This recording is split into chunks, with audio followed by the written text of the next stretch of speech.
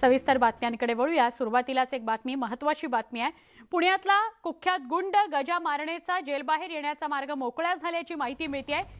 व्यावसायिकाला 20 कोटी खंडणीची मागणी करण्यात आलेली होती। गजा मारणे याच प्रकरणामध्ये 6 महिन्यांपासून अटकेत आहे।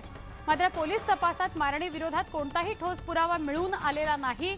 त्यामुळे पोलिसांनी न्यायालयात दाखल केलेल्या दोषारोप पत्रात मारणे विरोधात पुरावे नसल्याचं समोर येत आहे। मारणेच्या गुन्ह्यात सहभाग नसल्याचं मान्य करत त्याला गुन्ह्यातून डिस्चार्ज करण्यात आलेला आहे। त्यामुळे गजा मारणेचा कारागृहाबाहेर येण्याचा मार्ग मोकळा झाल्याचं समजतंय।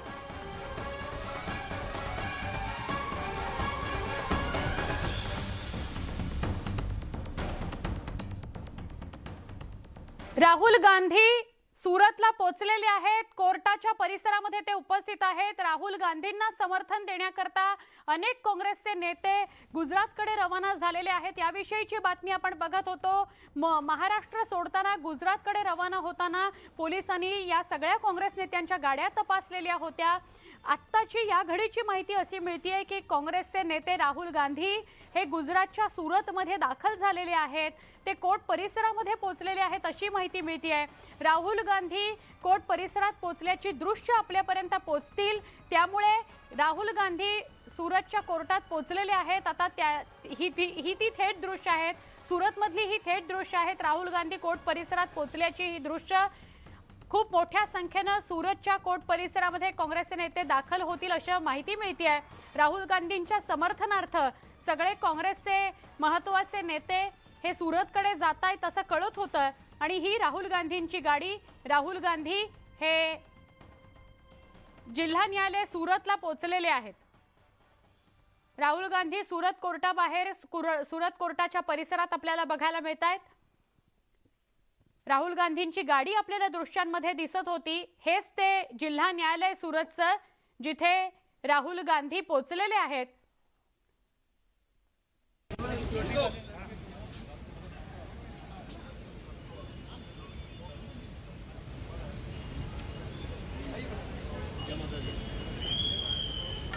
काँग्रेसच्या नेत्यांची ही दृश्य आहेत। खूप मोठ्या प्रमाणात काँग्रेसचे नेते सुरतमध्ये कोर्ट परिसरात दाखल झालेले आहेत।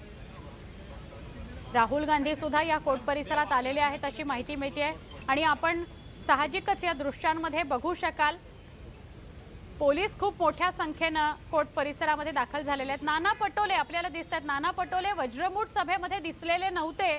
त्यांची तब्येत बरी नव्हती, त्यामुळे ते मुंबईत होते असं कळत होतं। म्हणजे मुंबईत ते आराम करत होते काल दिवसभर असं कळत होतं।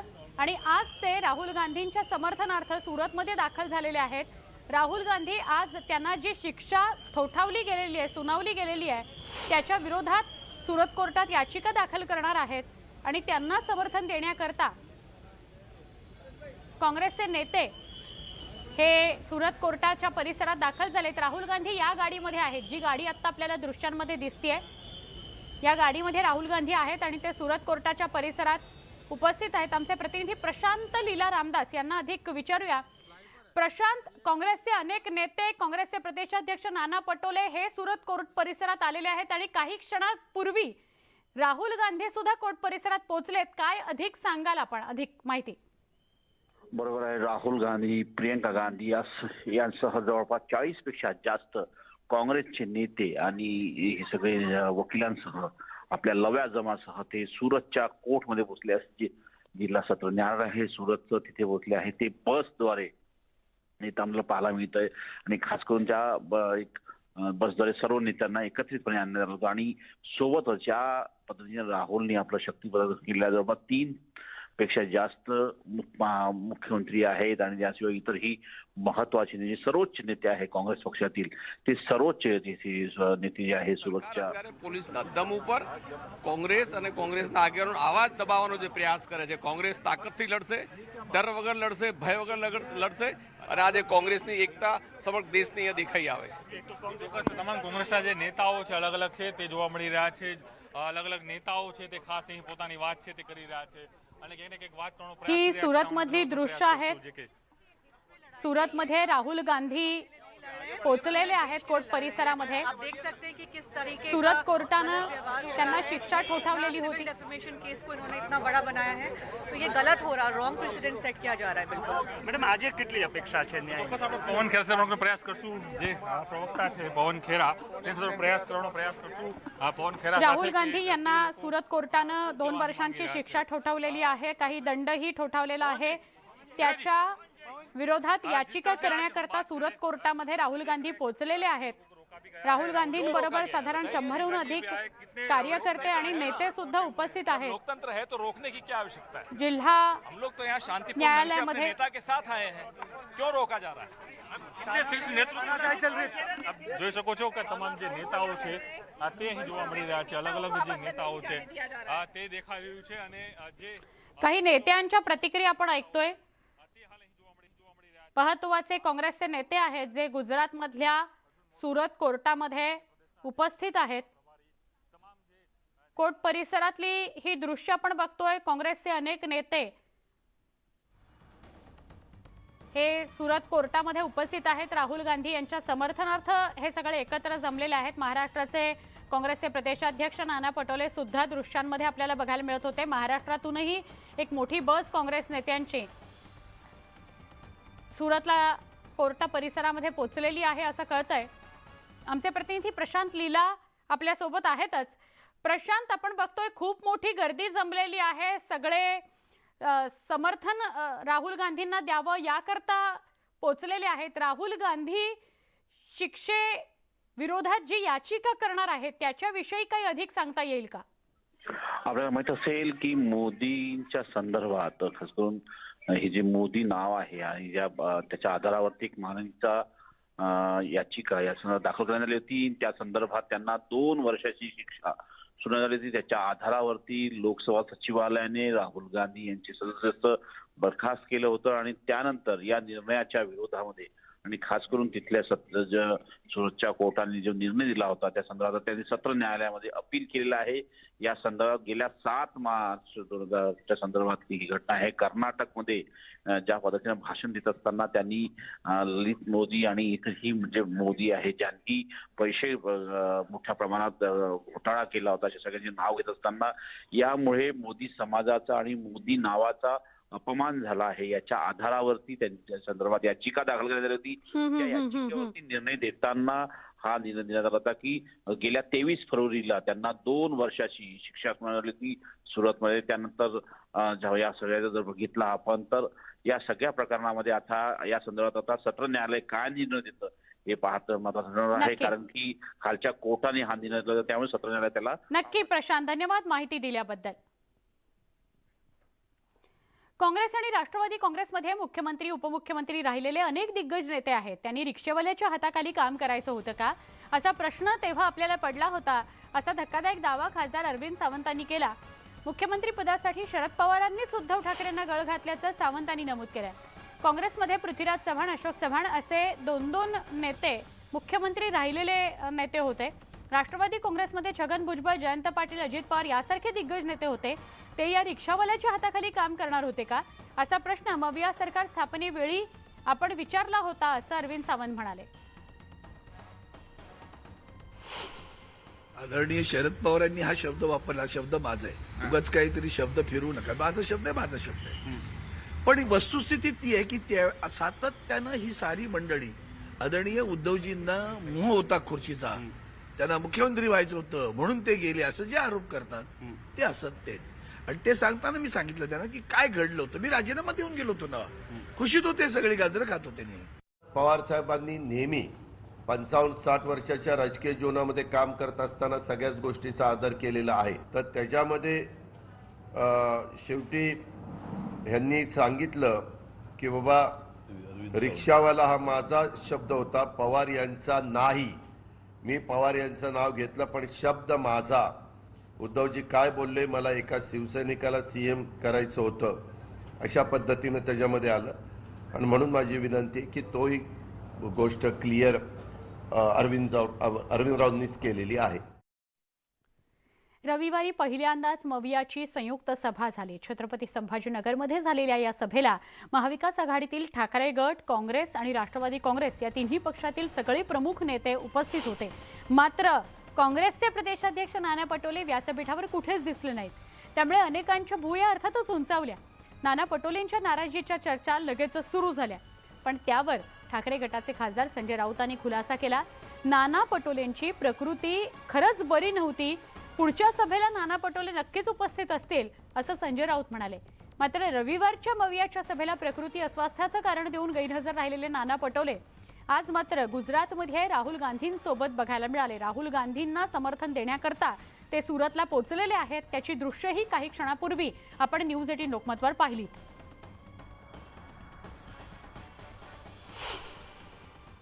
नाना पटोले काल उपस्थित नव्हते खरं आहे, पण नाना पटोले यांची प्रकृती बरी नाही। आपण त्यांना आता जरी फोन केला तर त्यांच्या आवाजावरून तुम्हाला कळेल की त्यांची प्रकृती बरी नाही। त्यांनी येण्याच्या तयारीमध्ये होते ते, पण ते मुंबईतल्या निवासस्थानी काल दिवसभर झोपूनच होते त्यांच्या प्रकृतीमुळे। मी माहिती घेतली तेव्हा त्यांच्याशी बोलताना जाणवलं की ते आजारी आहेत। प्रत्येक सभेला सगळेच तिथं उपस्थित असतील असं नाही, कारण एक धोरण तिथं स्वीकारलं गेलेलं आहे की प्रत्येक पक्षाचे साधारण 2-2च नेते बोलतील।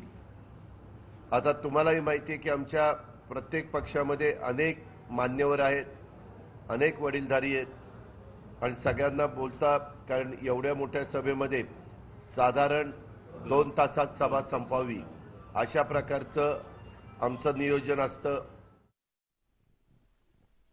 पंतप्रधान नरेंद्र मोदी यांच्या डिग्रीवरून सुरू झालेला वाद काही थांबताना दिसत नाही। विरोधकांनी मोदींच्या डिग्रीचा मुद्दा चांगलाच लावून धरलाय। शिवसेनेच्या ठाकरे गटाचे खासदार संजय राऊतांनी ट्विटरवरून पंतप्रधान नरेंद्र मोदींवर शैक्षणिक पदवीवरून जोरदार हल्ला चढवलाय। आमचे पंतप्रधान मोदी यांनी ही डिग्री बोगस आहे असं लोक म्हणतात, मात्र मला वाटतं की ही ऐतिहासिक आणि क्रांतिकारी डिग्री आहे असा टोला संजय राऊतांनी लगावला। तसंच ही डिग्री नव्या संसद भवनाच्या मुख्य द्वारावर फ्रेम करून लावावी अशी मागणी त्यांनी केली। अनेक जण सुशिक्षित आहेत, पदवीधर आहेत, अनेक जणांची परिस्थिती घरची शिक्षण पूर्ण करण्यासारखी नाही, कर्ज काढून शिक्षण घेतलेलं आहे, पदवी मिळालेली आहे, मिळवलेली आहे, मिळालेली नाही, मिळवलेली आहे। कारण हल्ली असं म्हणतात डॉक्टरेट सुद्धा विकत घेता येते।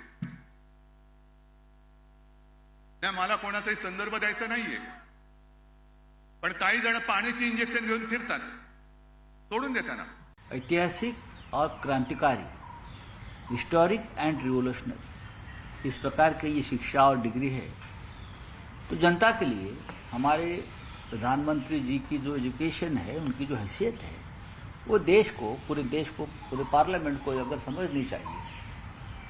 तो जो नया पार्लियामेंट प्रधानमंत्री ने बनाया है, मोदी जी ने, उसका जो ग्रैंड एंट्रेंस है उनके ऊपर लगाइए, उसमें छुपाने की क्या बात है। असं कुठं शिक्षणाच्या बाबतीमध्ये वैद्यकीय क्षेत्रात MBBS किंवा ज्या त्यांच्या पदव्या आहेत ते झाल्याशिवाय तो तिथं काम करू शकत नाही, असं काही राजकारणामध्ये नाहीये। आणि त्याच्यामुळे आज ते जवळपास 9 वर्ष तुमच्या माझ्या देशाचं प्रतिनिधित्व करताय आणि आता डिग्रीच्या बद्दल काढून मी बऱ्याचदा बघतो मधून अधून मंत्र्यांच्याही डिग्रीचं काढलं जातं, पंतप्रधानांच्याही डिग्रीचं काढलं जातं। तो महत्वाचा प्रश्न आहे नाही, महत्वाचा प्रश्न महागाई आणि बेरोजगारीचा। ठाकरे गट विरुद्ध राणे कुटुंबीय हा वाद नवा नाही। ठाकरे गटाचे आमदार भास्कर जाधवांनी पुन्हा एकदा राणे कुटुंबियांवर टीका केली आहे। लोटे इथल्या एका सभेत बोलताना जाधवांची जीभ घसरली आणि त्यांनी नारायण राणेंच्या दोन्ही मुलांसाठी आक्षेपार्ह शब्द वापरला। तसंच रामदास कदमांवरही त्यांनी भाषणातून तोंडसूक घेतलं।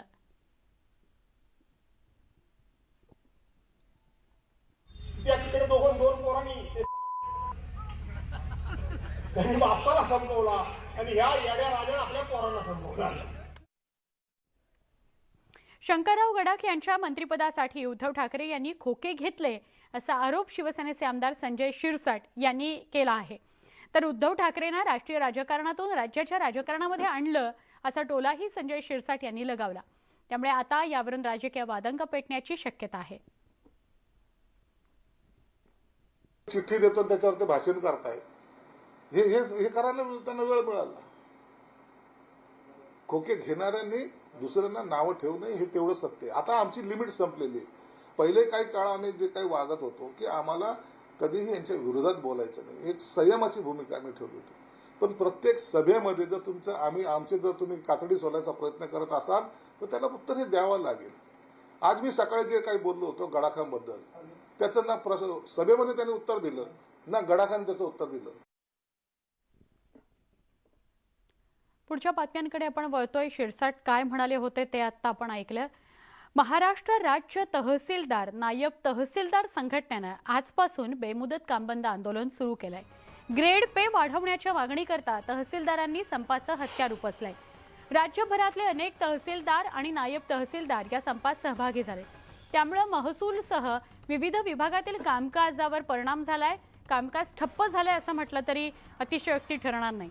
नायब तहसीलदारांचा ग्रेड पे वाढवण्याबाबत 1998 पासून सरकारकडे पाठपुरावा सुरू आहे, पण त्यावर निर्णय न झाल्यानं अखेर तहसीलदार संपावर गेले. नायब तहसीलदार या पदाचा 1998 पासून राजपत्रित दर्जा मिळाला, मात्र ग्रेड पे बाबत शासनाने नेहमी अन्याय केलेला आहे. याबाबत वेळोवेळी आम्ही शासनाला सनदशीर मार्गाने वेतन आयोग असेल किंवा वेतन पडताळणी त्रुटी समिती असेल यांच्या पुढे आम्ही प्रेझेंटेशन सादर केलेलं होतं संघटनेमार्फत. मात्र शासनानं किंवा संबंधित समितीनं आमच्यावर वेळोवेळी अन्याय केलेला आहे. एक ब्रेकिंग न्यूज बघणार आहोत. गुजरात सुरत इथून राहुल गांधींसंदर्भातली बातमी आहे. राहुल गांधींच्या जामिनाला मुदतवाढ मिळालेली आहे. राहुल गांधींच्या जामिनाला 13 एप्रिलपर्यंत मुदतवाढ मिळाली असं म्हणायला हवं, कारण 13 एप्रिलला पुढची सुनावणी होणार आहे. राहुल गांधी यांच्या जामिनाला मुदतवाढ मिळालेली आहे. राहुल गांधी त्याच करता सुरतला गेलेले होते. राहुल गांधींच्या समर्थनार्थ अनेक नेते सुरतला पोहोचलेले आहेत. कोर्ट परिसरामध्येच आता हे सगळेजण उपस्थित आहेत आणि लगेचच एक महत्त्वाची माहिती मिळते. राहुल गांधींच्या जामिनाला मुदतवाढ मिळालेली आहे. पुढची सुनावणी 13 एप्रिलला होणार आहे. काहीच दिवसांनी होणार आहे, पण तेवढ्या दिवसांचा तरी दिलासा राहुल गांधींना म्हणता येईल. राहुल गांधींच्या जामिनाला मुदतवाढ मिळाली आहे. 13 एप्रिलला पुढची सुनावणी होईल. सुरत गुजरात इथून बातमी आमचे प्रतिनिधी प्रशांत लीला रामदास यांना अपडेट विचारूया. प्रशांत, काय अधिक माहिती? ज्या पद्धतीनं माहिती मिळालेली आहे की राहुल गांधी यांना मानहानीच्या प्रकरणामध्ये जामीन मिळालेला आहे. यापूर्वी जे सुरतच्या लोअर कोर्टाने जी सुनावणी दिली होती त्यामध्ये स्पष्ट केलं होतं की यामध्ये एकतर या सगळ्या प्रकरणाची सुनावणी याचिका दाखल करून घेतली सत्र न्यायालयाने आणि त्यानंतर यांनी स्पष्ट केलंय की आगामी 13 एप्रिलला या संदर्भात सुनावणी करण्याचा निर्णय घेतला आहे. आणि 30 तारखेला परंतु त्यांना जे ज्या पद्धतीनं स्पष्ट करण्यात आलं होतं आणि त्यात स्पष्ट करण्यात आलं होतं की आपल्याला 30 दिवसाच्या आत हा जो निर्णय दिला आहे लोअर कोर्टाने त्याच्या विरोधात आव्हान द्यायचं आहे आणि त्यानंतर त्यांची त्यांची बेल रद्द झाली होती. पण ज्या पद्धतीनं माहिती मिळते की या सगळ्या प्रश्नामध्ये आता एक अत्यंत महत्वाचं हे आहे की आता खास करून राहुल गांधी यांना या संपूर्ण प्रकरणात जामीन मिळालेला आहे.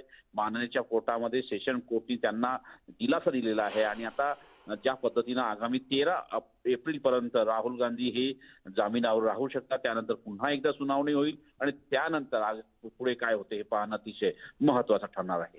नक्की, धन्यवाद माहिती दिल्याबद्दल प्रशांत. आमचे प्रतिनिधी प्रशांत आपल्याला अधिक माहिती देत होते. राहुल गांधींच्या जामिनाला मुदतवाढ मिळालेली आहे. 13 एप्रिलला पुढची सुनावणी होणार आहे. प्रियंका गांधी, राहुल गांधी आपल्याला दृश्यांमध्ये दिसत आहेत. ते सुरतच्या कोर्टामध्ये उपस्थित राहिले. तिथे ते त्यांच्या जामिनाला आव्हान देणार होते.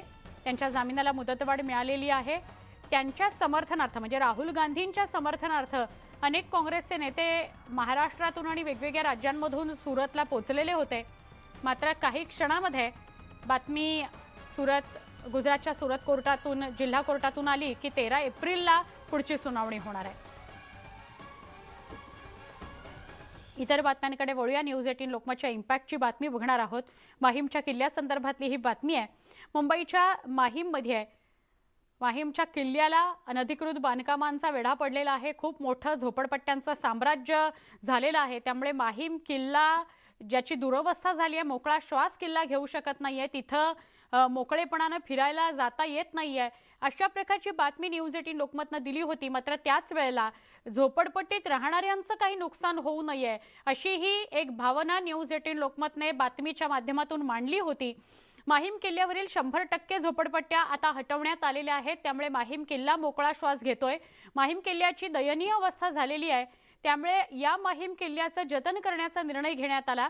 आढावा घेतला या सगळ्या विषयीचा आमचे प्रतिनिधी विशाल पाटील यांनी.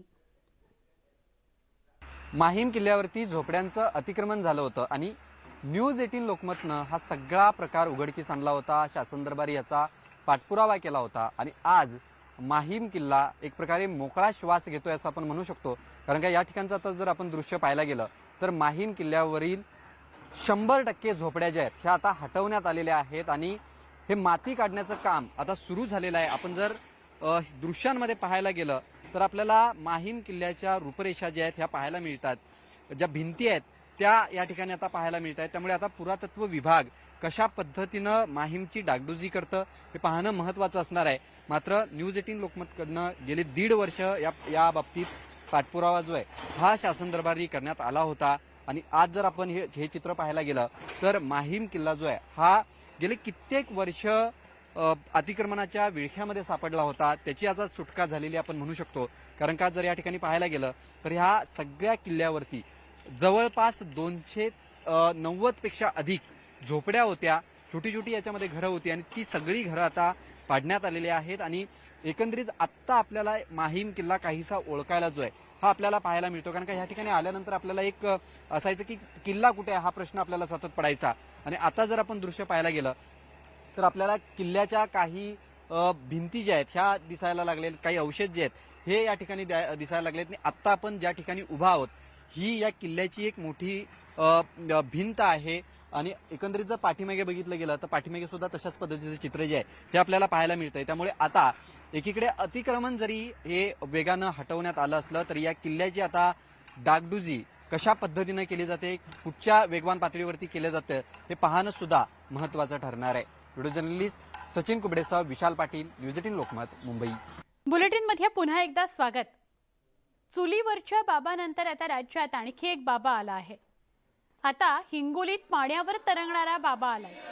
जिल्ह्यात सध्या या विहिरीतील पाण्यावर तरंगणाऱ्या बाबाची चर्चा रंगलेली आहे. हिंगोली तालुक्यातील धोत्रा गावाच्या शिवारातील विहिरीवर या बाबाला पाहण्याकरता गावकरी गर्दी करतात. विहिरीतील पाण्यावर हातापायांची हालचाल न करता हे बाबा पाण्यात तरंगत असल्याचं गावकऱ्यांनी सांगितलं. हरिभाऊ महाराज असं या बाबाचं नाव आहे. दरम्यान ही कोणतीही फसवणूक अथवा अंधश्रद्धा नसून आपल्याला ही विद्या प्राप्त असल्याचं या हरिभाऊ महाराजांचं म्हणणं आहे.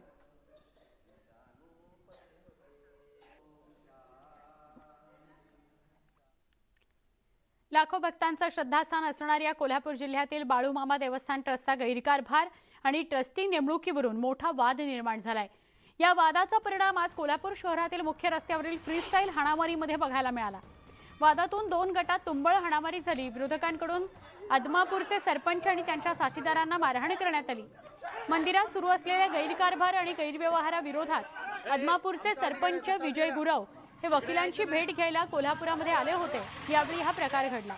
त्यामुळे श्री संत बाळूमामा ट्रस्टमध्ये सुरू असलेला अंतर्गत वाद हा आता चव्हाट्यावर आला आहे.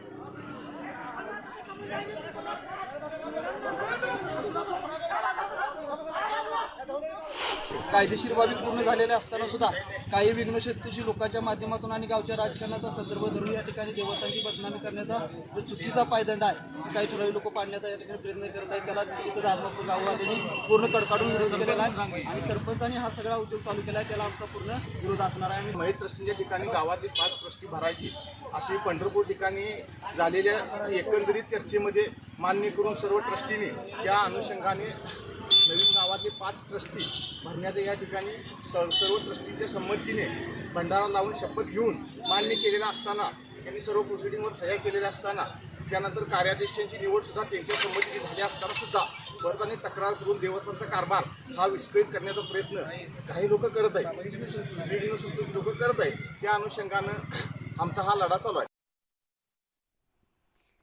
आता नाशिकच्या बातमीकडे वळूया. नाशिक येथील काळाराम मंदिरामध्ये छत्रपती शाहू महाराजांचे वंशज असलेल्या संयोगिता राणी भोसले यांच्यासोबत पुराणोक्त वेदोक्त मंत्रोच्चाराचा जो प्रकार घडला त्याचा निषेध मराठा सेवा संघाकडून करण्यात आलाय. शिवाय आता मंदिरं घटमुक्त करण्याची वेळ आली असल्याचं विधान मराठा सेवा संघाचे संस्थापक अध्यक्ष पुरुषोत्तम खेडेकर यांनी केलंय. मंदिरातील भट ब्राह्मणांच्या जागी आता बहुजन समाजातील मुलामुलींची नियुक्ती करावी अशी मागणीही खेडेकर यांनी केली आहे. त्यासाठी मराठा सेवा संघाची ब्रांच जिजाऊ ब्रिगेड त्याकरता राज्यात तीव्र आंदोलन करेल असंही खेडेकर यांनी स्पष्ट केलं. त्यामुळे राज्याच्या राजकारणात आता नवीनच वाद निर्माण होण्याची चिन्ह आहेत. समता, समानता, न्याय, स्वातंत्र्य, बंधुता यावर आधारित ही राज्यघटना जर अस्तित्वात यायची असेल तर ब्राह्मणांचे सर्वच क्षेत्रातील जे काही विशेष अधिकार आहेत ते पूर्ण संपवले पाहिजेत. आणि आज देशात जे काही मंदिर आहेत त्या प्रत्येक मंदिरामध्ये जर बहुजन समाजाच्या सर्व मुलामुलींची भरती केली, सेवक म्हणून किंवा पुजारी म्हणून जे काही तिथे अन्य काम असेल यासाठी, तर 25-30 लाखापेक्षा जास्त रोजगार सहज तिथे उपलब्ध होऊ शकतो. हा सुद्धा एक महत्त्वाचा भाग आहे. पुण्यात MPSC विद्यार्थ्यांनी पुन्हा एकदा आंदोलन पुकारलंय. आयोगाकडून क्लर्क आणि टॅक्स असिस्ट या पदासाठी घेण्यात येणाऱ्या टायपिंग स्किल टेस्टमध्ये बदल करण्यात आल्यामुळे या आंदोलनाला सुरुवात झाली आहे. बालगंधर्व चौकात MPSCचे विद्यार्थी रस्त्यावर उतरले. आयोग आमची क्लर्क आणि टॅक्स असिस्टची जी कौशल्य चाचणी घेणार आहे त्याची शब्दमर्यादा खूप वाढवण्यात आलेली आहे. त्यामुळे आयोगाने DCB, DTB प्रमाणे आम्ही जी परीक्षा पास झालो होतो त्याप्रमाणे आमची कौशल्य चाचणी घ्यावी अशी मागणी आंदोलकांनी केली आहे.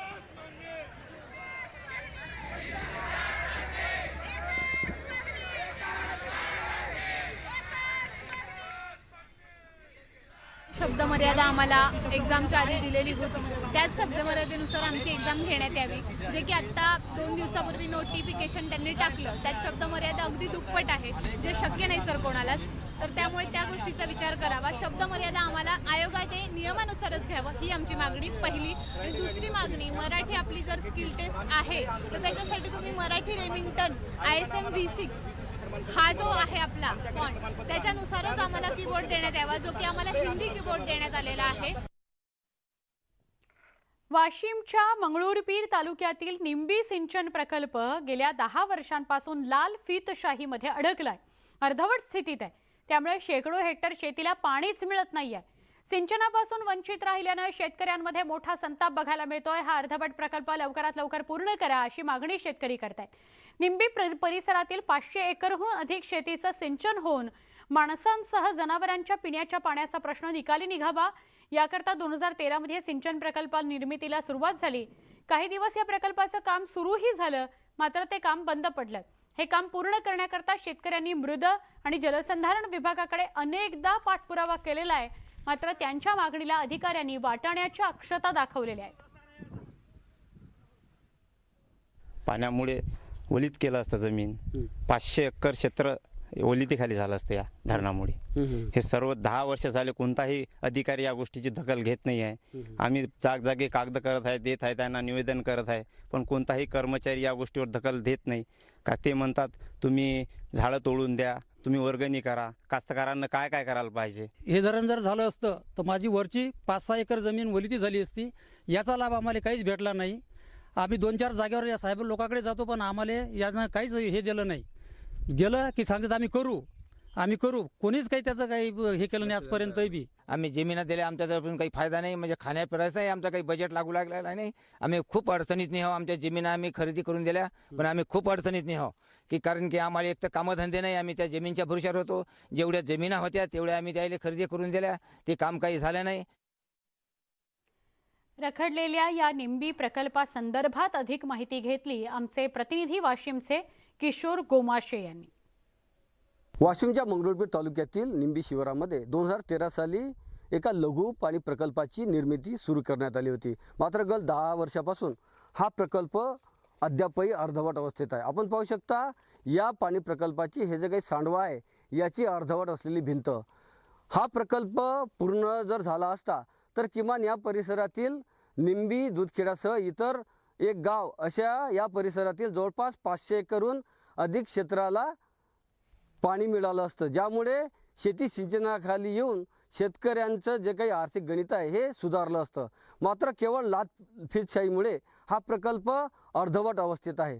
किमान आता तरी हा प्रकल्प पूर्ण करून ज्या शेतकऱ्यांनी शेती दिल्या आणि या सिंचन प्रकल्पावर अवलंबून जवळपास जी 500 एकर ओलिताखाली शेती येणार होती, त्या शेतकऱ्यांचं सिंचनाचं स्वप्न पूर्ण होण्यास मदत होईल. किशोर गोमासे, न्यूज 18 लोकमत, निंबी, वाशिम.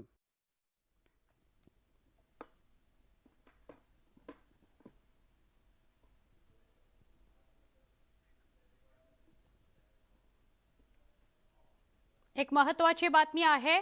सदानंद कदम यांच्या संदर्भातली बातमी. सदानंद कदम याच्या जामीन अर्जावरील सुनावणी तहकूब करण्यात आलेली आहे. 10 एप्रिलला सुनावणी होणार आहे. दापोली साई रिसोर्ट प्रकरणात सदानंद कदम यांना ईडीने अटक केलेली आहे.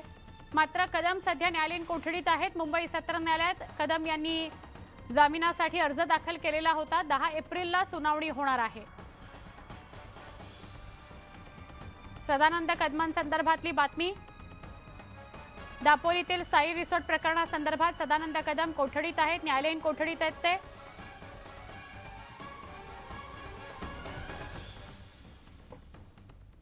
परत एकदा इतर महत्त्वाच्या घडामोडींकडे येतोय. भंडारा जिल्हा हा तलावांचा जिल्हा म्हणून आपण ओळखतो, परंतु मागील काही वर्षात जलवायू परिवर्तनाचा फटका जिल्ह्यातील अनेक तलावांना बसलाय. मार्च अखेर जिल्ह्यातील मामा तलाव आटलाय. जलसाठ्यात प्रचंड घट झाली आहे. अनेक तलावांना भेगा पडलेल्या आहेत. शेतीचं सिंचन आणि जनावरांच्या पिण्याच्या पाण्याचा प्रश्न ऐरणीवर आलाय. तातडीने उपाययोजना करण्याची मागणी आता जोर धरतेय.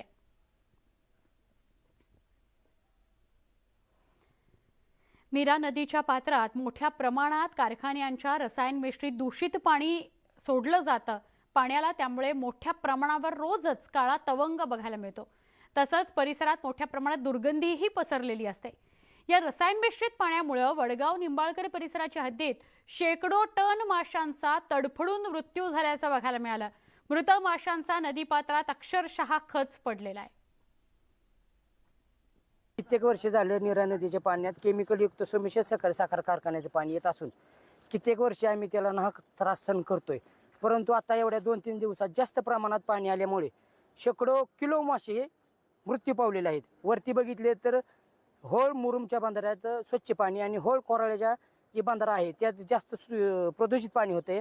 ती पाणी सोमेश्वर साखर कारखान्याचं असून जास्त प्रमाणात दूषित होते. त्याच्यावरती कारवाई करावी ही आमची ग्रामस्थांची विनंती आहे.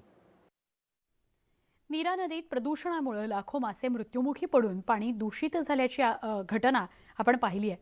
अशाच पद्धतीनं साताऱ्यातील होळ नदीच्या पात्रात हजारो मासे मृत्युमुखी पडल्याची घटनाही घडली आहे. सोमेश्वर साखर कारखान्याच्या दूषित मळीयुक्त पाण्यामुळे मागील 3 दिवसांपासून नदीत मासे मृत्युमुखी पडलेत.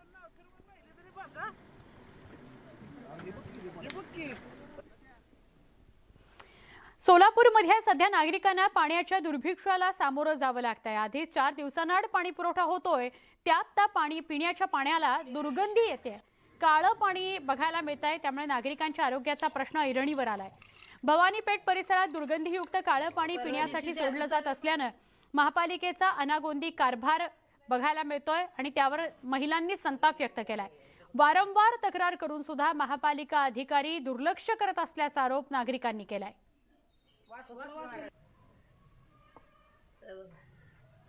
अर्धा तास झालं काळं पाणी वास यायला लागलाय पाण्याचं आणि भरायचं तर कसं प्यायला आलं तर 1 तास अर्धा तास तर असलं घाणाचं. आज तर लय घाण आलंय पाणी, वास पण आलं. काळं पाणी गटरचं वास यायला लागलंय. लोक भरायचं कसं. एका जेसीबी चालकाला ट्रॅक्टरला बांधून बेदम मारहाण करण्यात आली. चंद्रपूर जिल्ह्यातील ब्रह्मपुरी तालुक्यातल्या बेलगाव इथं ही घटना घडली. हा जेसीबी चालक बीड जिल्ह्यातील रहिवासी आहे. बेलगाव इथं पाणीपुरवठा योजनेच्या जलवाहिनीचं काम करणाऱ्या ठेकेदाराकडे तो कामाला होता. गावातील एका महिलेची छेड काढल्याच्या आरोपातून त्याला मारहाण करण्यात आली आहे. या प्रकरणी अद्याप पोलिसात तक्रार दाखल झालेली नाही.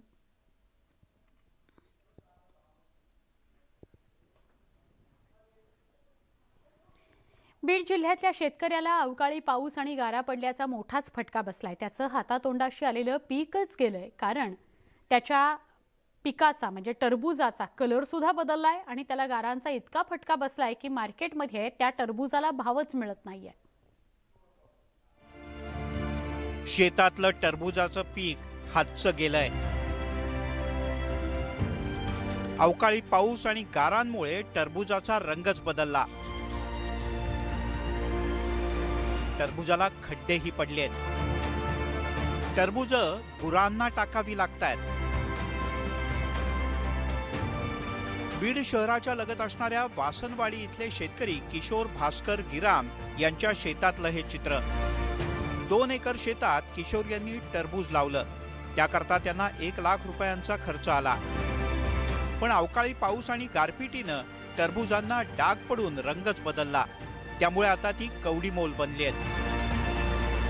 एकदम चांगलं पीक आलं होतं, पण आता 8 दिवसापूर्वी जी झालेली गारपीट आहे त्या गारपिटीमुळं हे टरबूज पूर्ण नुसतं नाबूद झालं. टरबूजाला गाराचा मार लागल्यामुळं टरबूज पूर्ण सडायला लागली आहेत आणि सडल्या आणि जे ठिगळं पडलेले जे टरबूज आहेत तर ते मार्केटमध्ये त्याला कोण घेत नाही. त्याच्यामुळं खूप मोठं नुकसान झालेलं आहे. गिराम दाम्पत्यानं टरबूज तर शेताच्या बांधावर गुरांना खाऊ घातलंय. याशिवाय मिरचीची लागवड सुद्धा केली होती. ते पीक सुद्धा हातचं गेलं. आता मायबाप सरकारनं काही मदत करावी अशी या कुटुंबाची अपेक्षा आहे. एक फाट्याची फाटे तुटून गेलेत. असं 1 रुपया सुद्धा हाती लागायचं हे नाही राहिलं. ह्याच्यात काहीतरी सरकारनं काही ना काहीतरी करावं शेतकऱ्यासाठी. काहीच राहिलं नाही. साऱ्यात पांढरे डाग पडले, त्याला धब्बे झाले. कुणी मार्केटला घेतलं नाही ते माल. त्याच्यामुळं आम्ही ते बांधावर काही फेकले, काही नाही आणि आम्हाला जनावराला चारावं लागायला लागले. बीड जिल्ह्यात कधी ओला दुष्काळ तर कधी कोरडा दुष्काळ. पेरणीच्या दरम्यान पाऊस पडला नाही म्हणून दुबार पेरणी करावी लागली. आणि आता पीक हाताशी आलं असताना गारपिटीनं शेतकऱ्यांवर पुन्हा एकदा संकट कोसळलं. बळीराजाच्या या परिस्थितीचा सरकारनं सहानुभूतीपूर्वक विचार करावा अशीच अपेक्षा आहे. बीडहून सुरेश जाधवसह ब्युरो रिपोर्ट, न्यूज 18 लोकमत.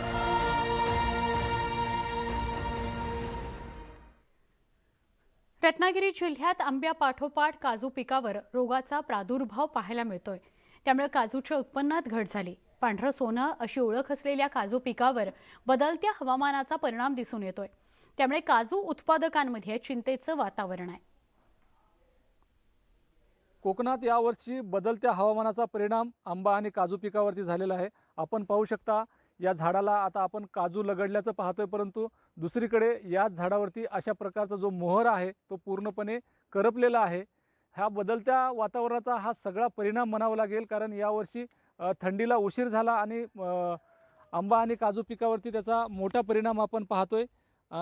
अनेक ठिकाणी तर काजूला मोहरसुद्धा आलेला नाही. काही ठिकाणी मोहर आलेला आहे, परंतु थोड्याफार प्रमाणामध्ये काजू लगडल्याचं आपण पाहतोय. परंतु बऱ्याचशा प्रमाणामध्ये अनेक ठिकाणी काजूवरती करपा पडलेला आहे किंवा काजूची जी फळधारणा आहे ती झालेली नाही.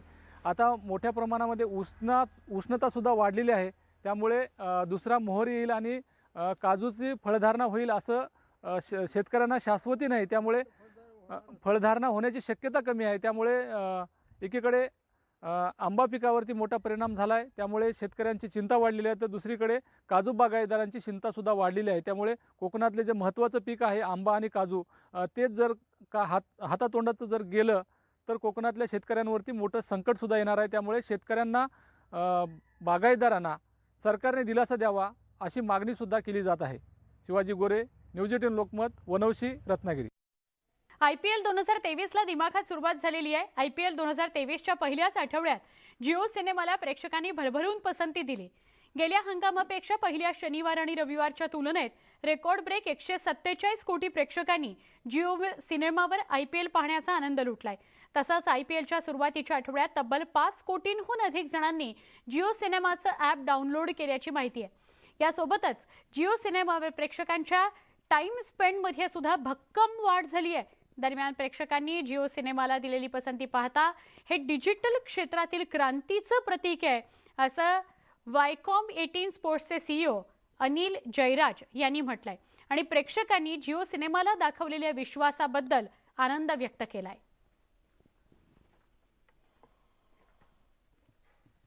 दोन तरुणींसोबत बाईकवर स्टंटबाजी करणं तरुणाला चांगलंच महागात पडलंय. बाईक स्टंट करत असल्याचा व्हिडिओ सोशल मीडियावर व्हायरल झाल्यानंतर मुंबई पोलिसांनी रविवारी 24 वर्षाच्या फैयाज कादरी या तरुणाला अटक केलेली आहे. पोलिसांनी दिलेल्या माहितीनुसार आरोपी हा हिस्ट्री शीटर आहे. त्याच्यावर अँटोफिल आणि वडाळ टीटी पोलीस ठाण्यात गुन्हे दाखल आहेत. नुकत्याच आरोपीनं 2 मुलींसह त्याच्या दुचाकीवर थरारक असा स्टंट केला होता आणि हा व्हिडिओ सोशल मीडियावर व्हायरल झाला होता.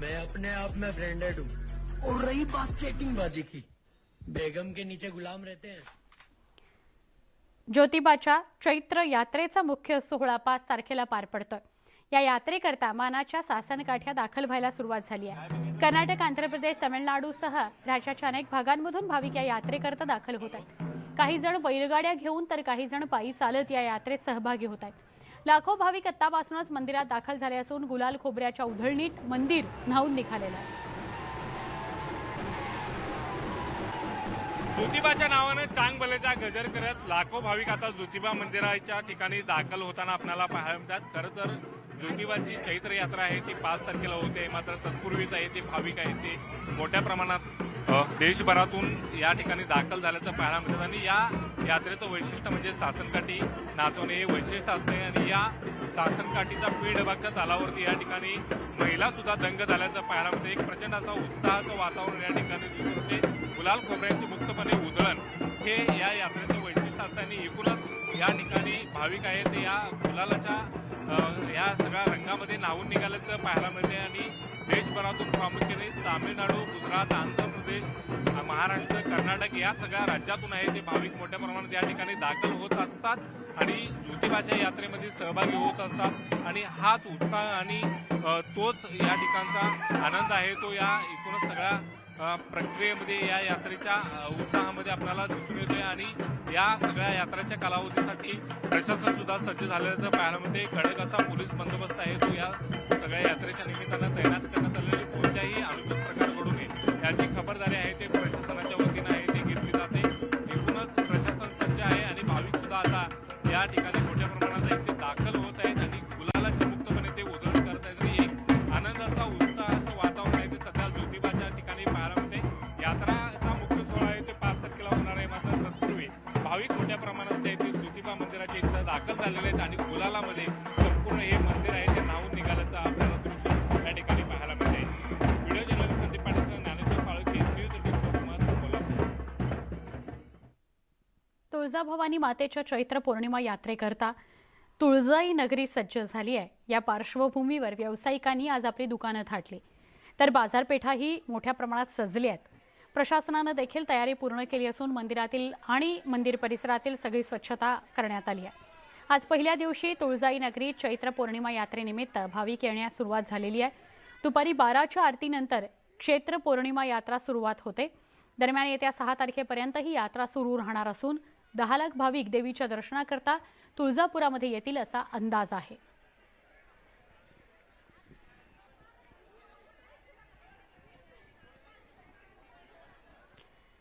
वाढत्या महागाईच्या झळांनी त्रस्त सर्वसामान्यांना लवकरच महागाईचा आणखी एक मोठा झटका बसू शकतो. देशातील महागाईचा दर कमी करण्याच्या नावाखाली रिझर्व्ह बँक ऑफ इंडिया पुन्हा एकदा रेपो दरवाढ करण्याच्या तयारीत आहे.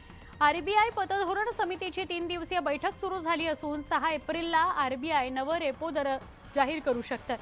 आरबीआय रेपो दरात पुन्हा 0.25% वाढ करण्याची शक्यता आहे.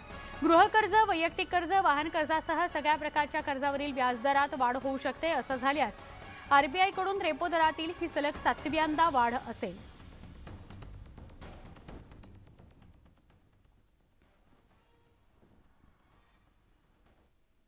या सगळ्या घडामोडींसह महाराष्ट्र अनलिमिटेड या बुलेटिनमध्ये आपण इथेच थांबतोय. ताज्या वेगवान बातम्यांसह काही क्षणात पुन्हा भेटूया. पहा फक्त न्यूज 18 लोकमत.